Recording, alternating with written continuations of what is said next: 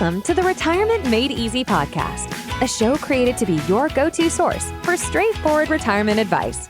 Best of all, it is presented in a language that you can understand. Are you ready for some straight talk on retirement planning without all the fluff? Well, you found the right podcast. Here's your host, certified financial planner, Greg Gonzalez. Hey, welcome to another episode of the Retirement Made Easy podcast. I'm Greg Gonzalez. Thanks for joining me today. I hope everybody out there is enjoying their summer. I know all the kids out there are on summer break, or most of them anyway. The teachers are on summer break. So a lot of our clients that are in the education field are off for the summer, and they're wanting to come in for their update sessions or review meetings is what we like to call them, to update their retirement plan and kind of get up to speed on how things look this year for 2023. And it's funny, the teachers that we work with and have as clients, if they're still working, they always want to try to come in and schedule their appointments on like Martin Luther King Day and those kinds of days where they're off school and they kind of know that, hey, the stock market may be closed, but we try to keep our office open on those days to accommodate the teachers that just work so hard and do such a great job out there.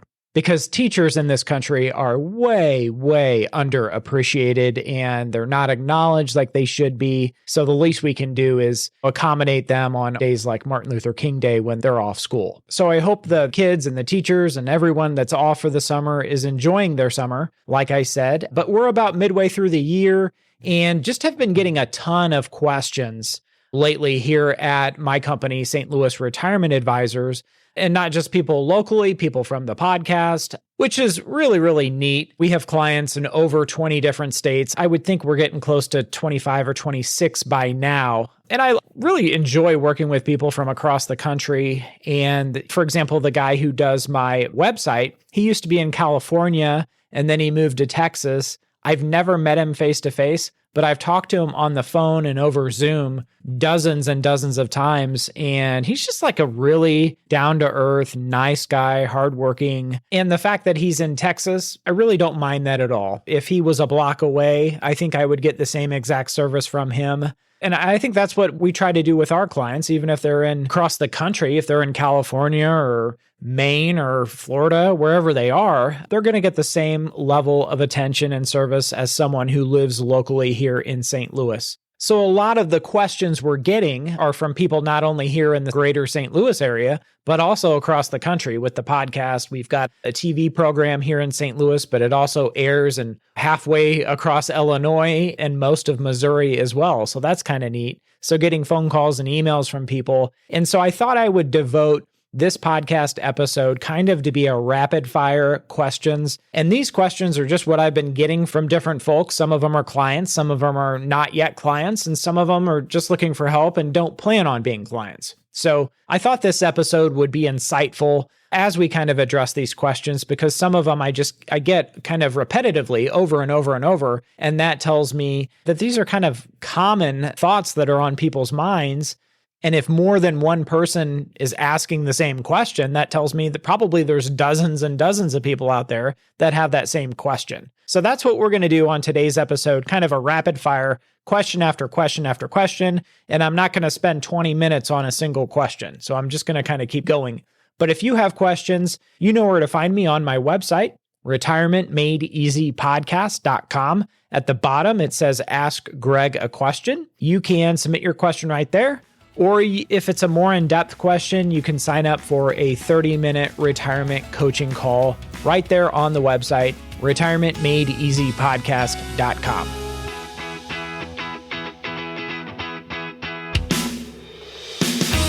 All right, let's jump into some questions today. This should be a lot of fun. So the first question that I wanted to cover, I've had multiple emails. I've had a couple clients call about this, and then I've had podcast listeners that had these questions, the same exact question. It just kind of keeps coming up over and over again. So I thought it'd be helpful if I kind of explained it. So I've had multiple people out there that are inheriting IRAs. Most commonly, it's inheriting an IRA from mom or dad. And this question quite simply is, if you inherit a pre-tax, a traditional IRA that was owned by your mom or dad, they pass away, now you get your portion.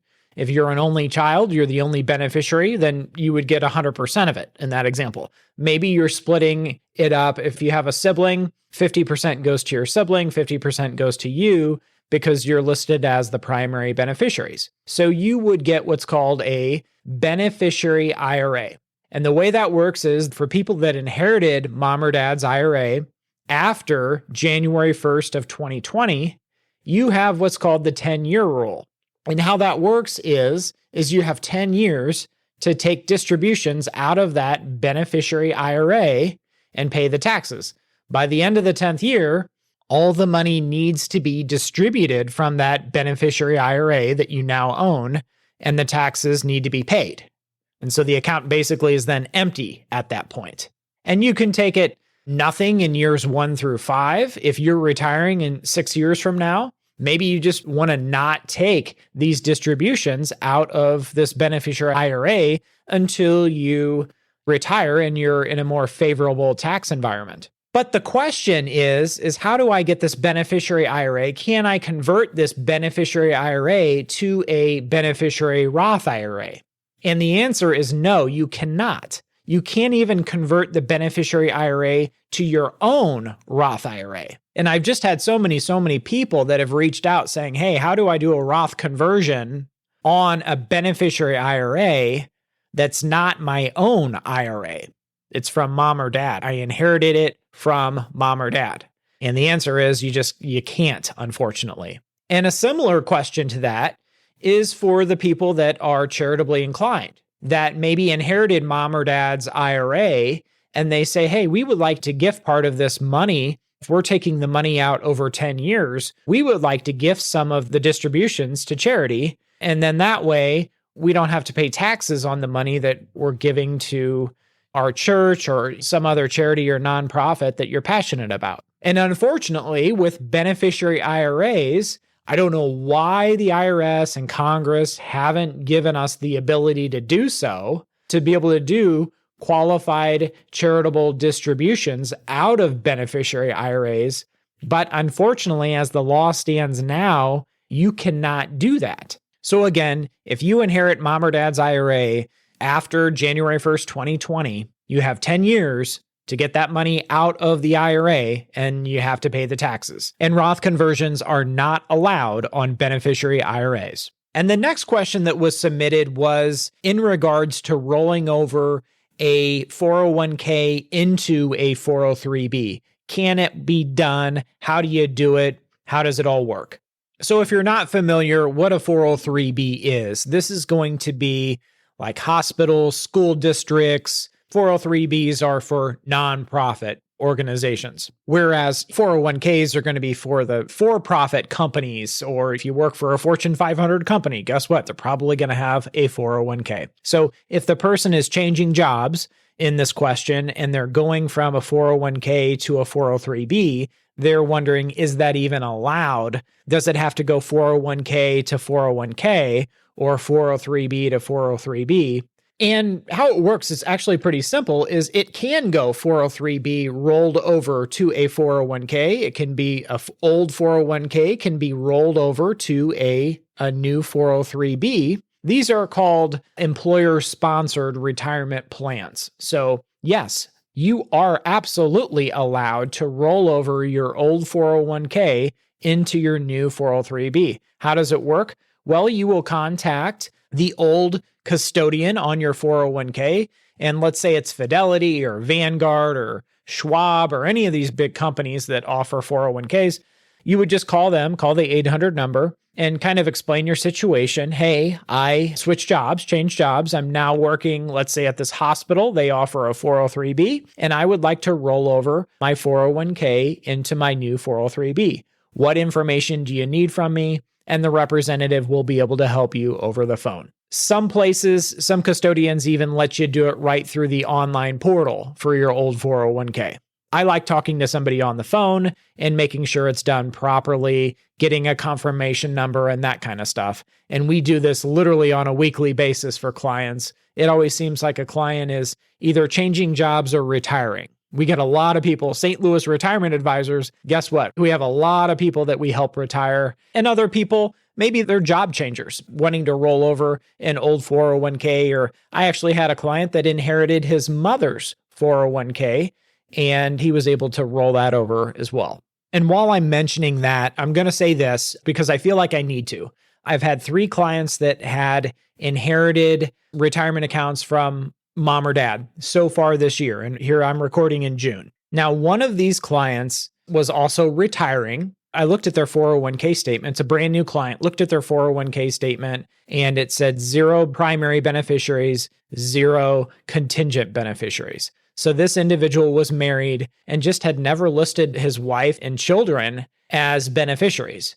And I was thinking, my goodness, I'm glad you met me, because this could be a huge, huge problem down the road if something were to happen to him. But not only that, but when he inherited his mom's IRA, his mom's financial advisor didn't list beneficiaries on some of her accounts. In other words, didn't list her children on as her beneficiaries. And so there were some accounts that are going to have to go through probate. And then there was an old 401k that his mom, again, didn't have beneficiaries on her old 401k account. So that's going to be kind of a mess that we're kind of working through. Then there was another client that it was a similar situation where one of the accounts, for whatever reason, the parent that they're inheriting money from did not list beneficiaries on those accounts. And then when they called Fidelity, Fidelity said, well, you're right, nobody's listed. There's nothing we can do. So these custodians, and I mentioned Fidelity, and Fidelity's got a great reputation, don't get me wrong. I'm not trying to throw them under the bus or anything. But quite frankly, when you're not working with a financial advisor who cares, a specific financial advisor that knows you, knows your story, knows your retirement vision, and you just have your account somewhere with a big company, they don't call you and say, hey, you might want to add beneficiaries to these accounts in case something happens to you.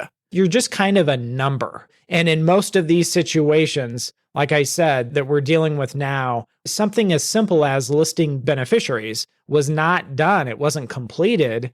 And these firms didn't even alert these nice people that their accounts literally had 0 beneficiaries listed. So that's kind of my lesson for the day. I just thought I'd throw that out there because we're helping some clients deal with these situations. And unfortunately, there's going to be a lot of money spent in probate and hiring an attorney to get things taken care of.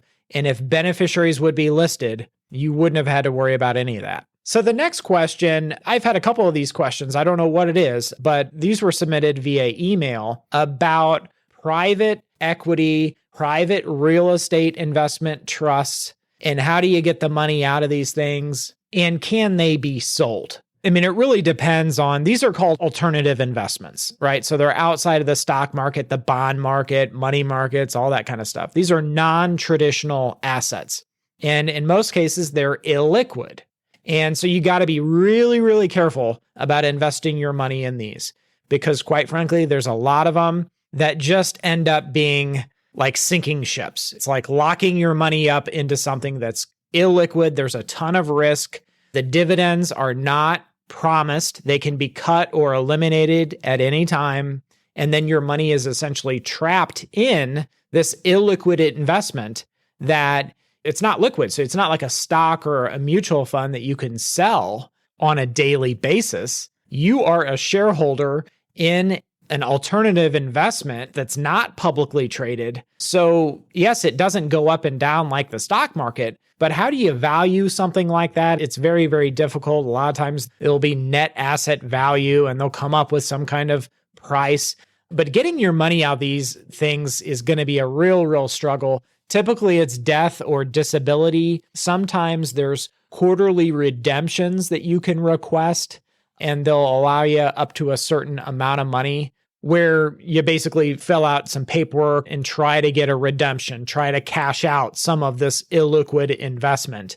And some of them, upon death, they become liquid and others don't. Even others, even if the account owner passes away, the beneficiaries would just essentially own this illiquid investment. I've had it work both ways. I've had clients that mom or dad passes away and they have this illiquid real estate investment trust that isn't paying a dividend. It's kind of like a piece of paper until there's a liquidity event or they get a dividend. I've had others where upon death of mom or dad, it's a liquidity event. And so they'll actually get a check from this alternative investment. So be very, very careful with these is what I would say. There's a limit on how much you can invest in them as far as your liquid net worth. You don't want to be putting a big percent of your overall portfolio in these things. The big reason being is because of all the risks involved with them. And also it's illiquid. You can't get to your money. So it's kind of like if you've seen those commercials where the nice couple's at the beach or the park and they're like, oh, well, John Smith, he enjoys his life now that he's taking this medication. And then at the end of the commercial, it's all these risks and warnings and disclosures. And it's like, oh, I don't know if I want to take that medication. So be careful with these. Private equity, non-traded real estate investment trusts, proceed with caution. Next up is a question about the survivor benefit when it comes to Social Security planning and when that begins. And so basically this person had a very sad story where their neighbor, she lost her husband recently and she's 57 years old. Husband was older. He was 64 years old and they were both retired and weren't in the best shape financially. And with her being 57 years old, the question was, is she going to be able to get a Social Security survivor check? The husband was 64 years old when he passed away and was receiving Social Security, and Social Security seemed to be giving her the runaround as far as getting her survivor benefit. Well, the answer is, unfortunately, the survivor benefit is when your spouse passes away. Unfortunately, you have to be 60 years old at a minimum to be able to receive that survivor benefit. So the neighbor of this podcast listener, again, was 57 years old. Her husband passed away. He was 64 years old. So she's still 3 years away from being able to claim that survivor benefit. So this listener had indicated that they weren't in the best shape financially, and she was really concerned about her neighbor, who's only 57, and she needs the income coming in every month. Well, unfortunately, that survivor benefit's going to be there for her, but it's not going to start until she's 60 years old. So she would have to look at other means as sources of income between now and then. So if they were my clients, and depending on their financial situation, of course, this is one of those instances where a life insurance policy for the husband would have been a good idea until the wife was at least 60 years old. And then the bad news is the survivor benefit starts at age 60, but it's greatly reduced if you claim it right away at 60. You don't have to claim it right away at age 60. She would actually be able to wait and she would get deferral credits on it. Now, of course, it doesn't sound like she's going to want to wait past age 60 because she needs the money, but that's something I wanted to point out. So a lot of people ask me, should I keep my life insurance? Now that we're retired, should I keep my life insurance?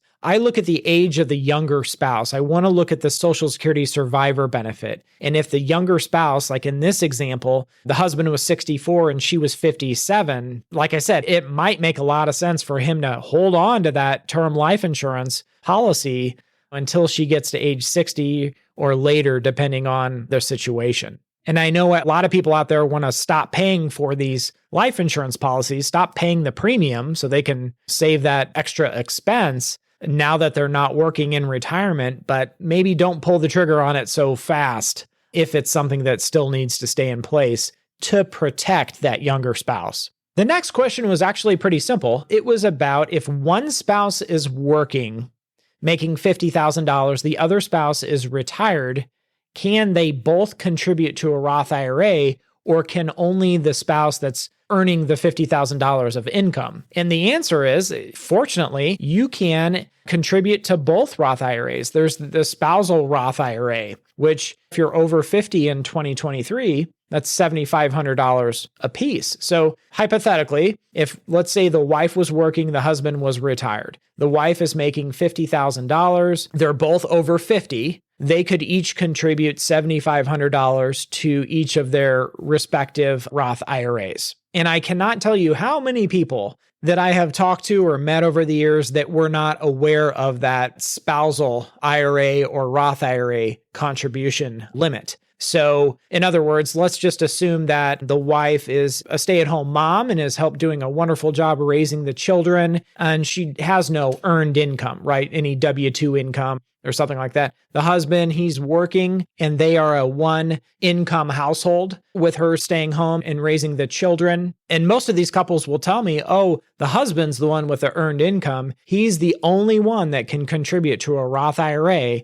and therefore, we never opened one for whatever the wife's name is. Maybe it's Pam or Janet or Cindy or whoever it is. And they are just mistaken. They are just misinformed. Somebody told them the wrong thing somewhere down the line. And even though she doesn't have earned income, they can still contribute to a spousal Roth IRA as long as his income meets the criteria. And the last question, I've got this a few times so far this year already, is as far as like the gift tax exclusion. And many of you have heard that maybe you have friends that will gift money to their adult children, or maybe their parents will gift money to them. Typically, people do this at the end of the year, around the holidays, Christmas time, that kind of thing. And you might have heard people say, oh, you can only gift up to $15,000 a year. And if you gift any more than that, you got to pay taxes on it. And this is a very, very misunderstood topic. So I wanted to kind of explain it a little more. So the annual gift tax exclusion, so for 2023, it went up to $17,000. So what that means is I can gift any one person $17,000 per year. I can write them a check or hand them cash, $17,000, and then I don't need to report that gift on my taxes. I'm not going to pay any taxes on that $17,000. Again, I just wrote them a check as a gift and said, God bless you. And then they, as the gift recipient, they don't have to report that $17,000 on the gift. Now, my wife, she could also gift the same person $17,000. And so that would be $34,000 that me and my wife could gift one single person. It could be our daughter. And if you're a married listener out there, you could gift $17,000 to one of your children, and your spouse could gift $17,000 to that same child. Nobody would have to report the money on their taxes. It's only if you gift more than $17,000 in a given year where you will need to report that gift on your tax return. It's just an extra gift form. It's reporting that you gave in excess of the $17,000 to any one person in a given year. So you're just reporting that to the IRS. You don't have to pay any taxes on it. They don't have to report it on their tax return that they received more than the $17,000. It's the person that does the giving that has to report that. So that's why you hear used to be $15,000. In 2023, it's $17,000. So a lot of the wealthy will gift $17,000 in a single year, and they'll call their tax accountant and say, hey, how much can I give this year to my children? What has the annual gift tax exclusion gone up to? And I know some of you might be thinking, must be nice. It must be nice to be able to gift all my kids $17,000 a year, each husband and wife doing that. But so I hope that is a good synopsis and summary of how the gift tax rule works. And before I go, I wanted to give everybody a gift or a little recommendation. I have a 40-minute drive to work every day. So that's 80 minutes in a car, driving to and from work. And what I will recommend to you is if you're not listening to podcasts like Retirement Made Easy, you can also listen to audiobooks. And I found one, I'm kind of late to the game. It's called Atomic Habits, an easy and proven way to build good habits and break bad ones. It's by James Clear. Over 15 million copies have been sold worldwide. It's a New York Times bestseller. It is a very, very interesting book about building good habits and getting good results, remarkable results, is what the author calls it. So I've really, really enjoyed that. Again, Atomic Habits is the title of that book, and I think you'll really enjoy it. So, hey, this has been fun. If you have questions, go to my website, retirementmadeeasypodcast.com. I'll see you next week. And remember, always dream big. Thank you for listening to the show today.